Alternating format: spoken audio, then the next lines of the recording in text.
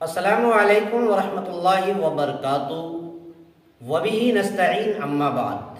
محترم ناظرین اور سامعین، حج کے سلسلے میں یہ میری دوسری ویڈیو ہے۔ اس ویڈیو میں آپ کی خدمت میں یہ بتانا مقصد ہے کہ حج کتنی قسم کا ہوتا ہے، حج کی قسمیں کتنی ہیں، حج کے اقسام کتنے ہیں۔ تو اس سلسلے میں ہمیں اور آپ کو یاد رکھنا چاہیے کہ حج 3 طرح کا ہوتا ہے۔ حج کی 3 قسمیں ہیں، 3 اقسام ہیں۔ نمبر 1 حج افراد، نمبر 2 حج قران، نمبر 3 حج تمتع۔ اب آئیے یکے بعد دیگرے ایک دوسرے کی تعریف دیکھتے ہیں، ایک دوسرے کا معنی اور میننگ دیکھتے ہیں، ایک دوسرے کے مفہوم کو سمجھنے کی کوشش کرتے ہیں۔ پہلا، جسے حج افراد کہتے ہیں۔ حج افراد میں حاجی صرف اور صرف حج کی نیت سے احرام باندھے گا، اور حاجی احرام باندھ کر یعنی حرم کے اندر اور بیت اللہ کے اندر داخل ہو کر یعنی صرف حج ادا کرے گا، اس احرام سے صرف اور صرف حج ادا کرے۔ دوسرا حج قران ہے۔ قران کا مطلب ہوتا ہے ملانا۔ تو حج قران کے اندر حاجی حج کی نیت، عمرے کی نیت سے بھی اور حج کی نیت سے بھی احرام باندھے گا۔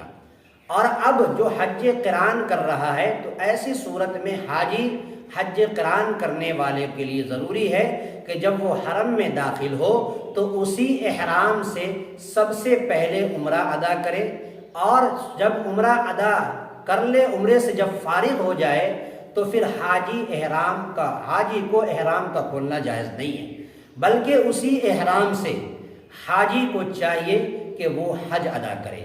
معلوم یہ چلا کہ جب حج قران کی نیت اگر حاجی کرتا ہے اور عمرے کی نیت سے اور حج کی نیت سے یا بیک وقت یعنی ایک احرام باندھتا ہے تو اسی احرام سے اسے عمرہ کرنا ہے، اور جب تک کہ حج کے ایام داخل نہ ہو، حج کا زمانہ داخل نہ ہو، اس وقت تک احرام کھولنے کی اجازت نہیں، بلکہ اسی احرام سے حاجی کو حج بھی ادا کرنا ہوگا۔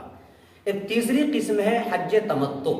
حج تمتع کا مطلب ہوتا ہے فائدہ اٹھانا، اور حج تمتع کے اندر مسئلہ یہ ہے اور اس کی تعریف یہ ہے کہ آدمی سب سے پہلے نیت 2 الگ الگ ہو۔ سب سے پہلے وہ عمرے کی نیت کرے اور عمرے کی نیت سے احرام باندھے، اور حاجی جب عمرے کی نیت سے احرام باندھتا ہے حج تمتع میں تو اس کے لیے یہ ضروری ہے کہ جب وہ حرم میں داخل ہو، بیت اللہ شریف کے اندر داخل ہو، تو ایسی صورت میں اسے سب سے پہلے عمرہ ادا کرنا ہے، اور عمرہ ادا کرنے کے بعد جب عمرے ادا کرنے سے فارغ ہو جائے، عمرہ ادا کر لے، تو پھر وہ حاجی اپنے احرام کو کھول سکتا ہے، یعنی اپنے احرام کو اتار دے۔ پھر جب حج کا ایام داخل ہو، حج کا زمانہ جب داخل ہو جائے تو پھر اسے دوسرا یعنی حج کی نیت سے احرام کا باندھنا ضروری ہوگا، اور اس احرام سے پھر حاجی کو حج ادا کرنا ہے۔ تو گویا حج افراد میں صرف حاجی حج کی نیت سے احرام باندھتا ہے، اور حج قران میں حاجی عمرے اور حج کی نیت یعنی دونوں کی نیت سے احرام باندھتا ہے۔ تو حج قران کے اندر کیا ہے کہ جب تک حاجی حرم میں داخل ہو کر عمرہ ادا کرے اسی احرام سے، اور پھر جب تک کہ حج کا زمانہ داخل نہ ہو اس وقت تک حاجی کو اپنا احرام کھولنے کی اجازت نہیں ہے۔ اور حج تمتع کے اندر یعنی عمرہ اور حج دونوں کی ایک الگ الگ نیت ہے، اور دونوں کی الگ الگ نیت سے احرام باندھنا ہے۔ یعنی سب سے پہلے عمرے کا احرام باندھے عمرے کی نیت سے، تو جب حرم میں داخل ہو کر عمرے سے فارغ ہو جائے تو اس سلسلے میں پھر وہ احرام کو کھول دے، اور پھر آرام سے اور جائز طریقے سے اپنا جو بقیہ ایام ہے وہاں پر گزارے۔ اور جب حج کا زمانہ جب داخل ہوتا ہے تو پھر ایسے وقت میں حاجی کو پھر حج کی نیت سے احرام کا باندھنا ضروری ہے، اور پھر اس احرام سے حاجی کو حج کرنا چاہیے۔ اب اس سلسلے میں ہمیں اور آپ کو دیکھنا یہ چاہیے کہ یہ کون سا حج افضل ہے۔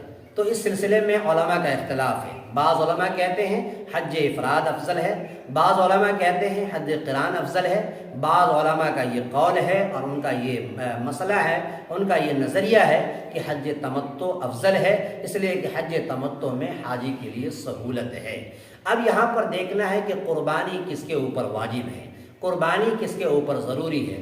تو یہ حج افراد کے اندر حاجی کے اوپر قربانی کرنا کوئی ضروری نہیں ہے۔ البتہ حج قران اور حج تمتع ان دونوں کے اندر حاجی کے اوپر ضروری ہے کہ اپنا حج اور عمرے کے احرام کے بعد جو ہے وہ قربانی کرے۔ اگر وہ قربانی نہیں کرتا ہے تو پھر وہ گنہگار ہوگا۔